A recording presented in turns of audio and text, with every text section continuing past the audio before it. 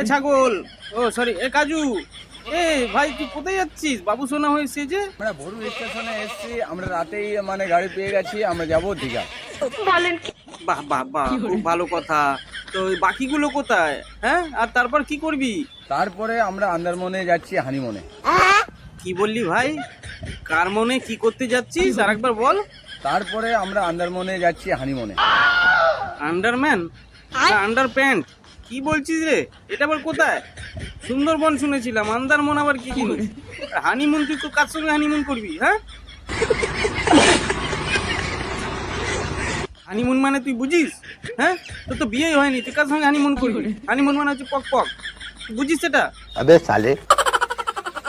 থাক থাক, আর লজ্জা পেতে হবে না। আর শোন, খালি পেটে যাবি না। ওই মাসি ওইদিকে ঘাস কাটছে, হ্যাঁ, ওই ট্রেনের মধ্যেই আছে।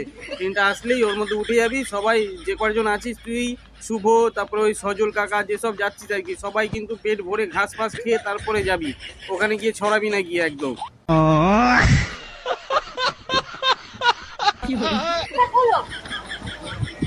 ও মাসি, এটা কি ঘাস কাটার জায়গা? হ্যাঁ দিদি, হ্যাঁ, উপায় নেই, মাসিকে ভাড়া করা হয়েছে।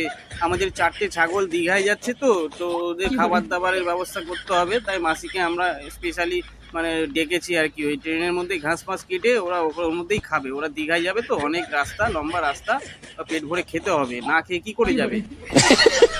যদি এরকম হয়, মাসি, কোনো কথায় কান দেবে না, তুমি তোমার কাজ করো। ছাগলরা উঠছে, ঠিক আছে, ওদের খাইয়ে দাইয়ে দিও। পেমেন্ট নিয়ে একদম চিন্তা করবে না, আমি পেমেন্ট করবো। আমি, আমার ছাগলের যেন কোনো কষ্ট না হয়।